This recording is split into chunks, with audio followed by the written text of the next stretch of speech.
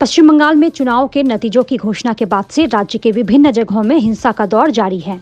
भाजपा ने इस हिंसा के पीछे तृणमूल को दोषी ठहराया है। इस बीच राज्यपाल जगदीप धनखड़ ने गुरुवार को कुछ बिहार के विभिन्न इलाकों का जायजा लिया और हिंसा पीड़ित परिवार वालों के साथ मुलाकात की। इधर सिलीगुड़ी पहुंचने के बाद आज राज्यपाल ने एक पत्रकार सम्मेलन की। इस दौरान उन्होंने राज्य में हो रहे हिंसा को लेकर मुख्यमंत्री ममता बनर्जी की भूमिका पर सवाल उठाया है। उन्होंने कहा कि राज्य में लोकतंत्र खतरे में है, संविधान के तहत कार्य नहीं किया जा रहा, जनता पुलिस के पास जाने से डर रही है। इतना ही नहीं, उन्होंने कहा कि जब राज्यपाल के वाहन को रोका जा सकता है तो आम लोगों का क्या होगा। मुख्यमंत्री के साथ साथ राज्यपाल ने पुलिस प्रशासन की भूमिका पर भी सवाल उठाए हैं। मेरा पहला दायित्व है भारतीय संविधान को बचाना,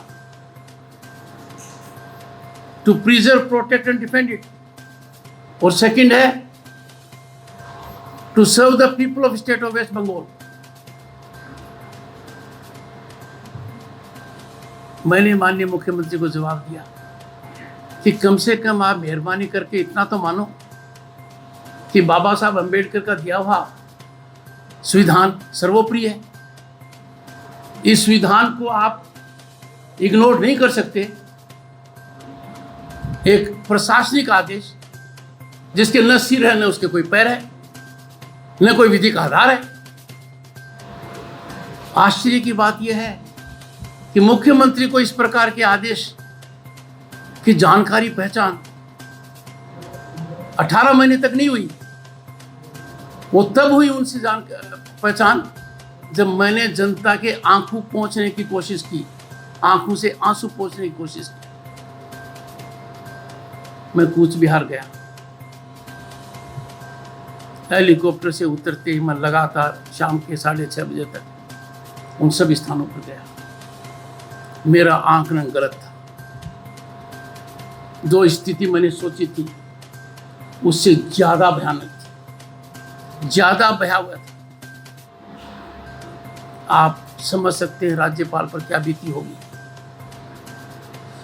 जब एक बच्ची कहती है हमने तो झंडा भी लगा लिया, फिर भी राहत नहीं मिली, वो फिर आएंगे। आप आ गए तो निश्चित रूप से आएंगे। एक वृद्ध महिला के आंसू नहीं रुक रहे थे। उन्होंने कहा पोती की शादी के लिए जो इकट्ठा किया था सब लूट ले गए। लोगों के घर किस तरीके से बर्बाद हुए हैं, व्यापारी संस्थानों का क्या हाल किया गया है। जो सामान थे बेपरवाह होकर लूट कर ले गए, जो बचा उसको डिस्ट्रॉय कर दिया। यह सब एक ही कारण से किया गया। इसका कारण है दुनिया के सबसे बड़े प्रजातंत्र में आपने इतनी बड़ी हिमाकत क्यों कर ली कि अपनी मर्जी से वोट दे रहे हो। आपने हमारे खिलाफ वोट क्यों दिया। क्या प्रजातंत्र में वोट देने की सजा मौत है। क्या प्रजातंत्र में अपने हिसाब से विवेकपूर्ण तरीके से मतदान करना बलात्कार इनवाइट करेगा, आर्सन इनवाइट करेगा।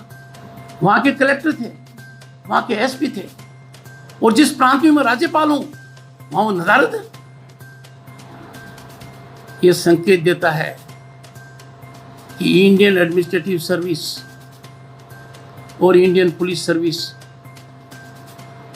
के जो अधिकारी यहां पर हैं उनको आत्मचिंतन करना चाहिए। पर अपनी चोट के बावजूद उन्होंने प्रचार किया, आई सल्यूट हर। पर चोट ठीक होने के बाद प्रांत के हर कोने में बलात्कार, हत्या, आर्सन, लूट, लोगों का घर छोड़ना, लोगों पर अत्याचार होना, एक पार्टी के कैंडिडेट के ऊपर आक्रमण, बूथ के ऊपर आक्रमण, महिला और बच्चियों ने क्या क्या बर्दाश्त नहीं किया है, कितनी बार बर्दाश्त नहीं किया है। क्या वो कहीं गई? क्या एक आंसू बहाया? क्या किसी को भेजा?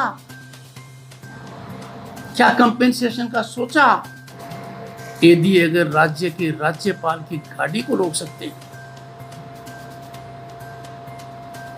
तो आम आदमी की तो क्या औकात है। आम आदमी के कोई मानव अधिकार नहीं है। कोई फंडामेंटल राइट नहीं है। आप भी जगिए कि अपने मन का वोट देने की सजा मौत होगी। क्या बलात्कार से पीड़ित होना पड़ेगा? क्या घर जलना देखना पड़ेगा? उनमें बदलाव चाहता हूं, सकारात्मक रवैया चाहता हूं, कन्फ्रंटेशन को त्यागने के लिए कहूंगा, वरना हम बहुत गलत दिशा में जा रहे हैं।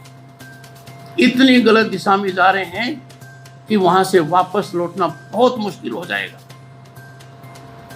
ऐसा नहीं होना चाहिए और यही तो मेरा उनसे आग्रह है। कोई क्राइम करे या कोई विक्टिम हो, आप दोनों के मुख्यमंत्री हैं। क्राइम करने वाले को प्रताड़ित कीजिए, विक्टिम को मलहम लगाइए। इसी तरीके से सांसद किसी पार्टी का नहीं है। यदि आप लोकसभा की डिबेट्स देखेंगे, जहाँ 30 साल पहले मैं सांसद था, पार्लियामेंट्री अफेयर्स मिनिस्टर था, वहाँ जब सांसद बोलता है लोकसभा में तो उसकी कॉन्स्टिट्यूंसी का नाम आता है, उसकी पार्टी का नाम नहीं आता है। पर मैं आपकी जानकारी के लिए बताता हूँ, कूच बिहार सांसद निशित प्रणामिक मेरे साथ गए, वो स्थानीय सांसद हैं। समझ में नहीं आता हम किस प्रकार की व्यवस्था में रह रहे हैं। आज के दिन सबके लिए आत्मचिंतन का मामला है। इतिहास राज्यपाल को जज करेगा, इतिहास मुख्यमंत्री को जज करेगा, इतिहास सरकारी तंत्र को जज करेगा, इतिहास मीडिया को भी करेगा। मेरे मन पर क्या गुजरती होगी जब मुख्यमंत्री के उस पत्र को जो कहता है कि संविधान से ऊपर एक प्रशासनिक आदेश है और मेरे जवाब का कहीं कुछ नजर नहीं आता है। हर की विकट परिस्थिति में एक नैरेटिव अफोर्ड कर सकते हैं, all is well, feel good. Cooch Behar में 8-10 रूलिंग पार्टी के वर्कर्स राज्यपाल का कन्वॉय रोक देते हैं। क्या इससे भयानक कोई हालात हो सकते हैं? राज्य के हालात ये हैं, जनता पुलिस से डरती है, जनता थाने में जाने से डरती है। जनता कहती है थाने में जाएंगे फरियादी बनकर, वो हमें मुलजिम का टैग दे देंगे, वो हमें मुलजिम का टैग दे देंगे, और जब घर पहुंचेंगे तो रूलिंग पार्टी के हरमट आकर हमको पता नहीं क्या क्या यातनाएं देंगे। और पुलिस का क्या हाल है? जैसे जनता पुलिस से डरती है, पुलिस रूलिंग पार्टी के कार्यकर्ताओं से डरती है, घबराती है, कांपती है। ये मैंने देखा है कूच बिहार में, दिनहाटा में। 1 दर्जन से कम लोग इस प्रकार का वातावरण पैदा कर दें। मुख्य सचिव को आगाह किया था, डीजीपी को आगाह किया था, डायरेक्टर सिक्योरिटी को कहा था। मैं उम्मीद करता हूं उस घटना की जांच की जाएगी, उन लोगों को चिन्हित किया जाएगा, उन पर एक्शन लिया जाएगा।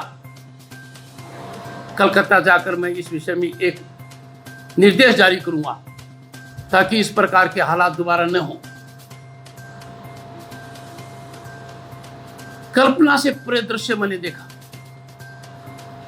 ऐसा कभी नहीं होना चाहिए। कूच बिहार में एसपी और कलेक्टर नदारद थे, इनकम्युनिकेटो थे। मैंने हर जगह पूछा, क्या कोई आपके पास आया? उनका एक जवाब था, आया। कौन आया? वही लोग आए जिन्होंने आतंक फैलाया, वही लोग आए हमें फिर पीड़ा देने के लिए।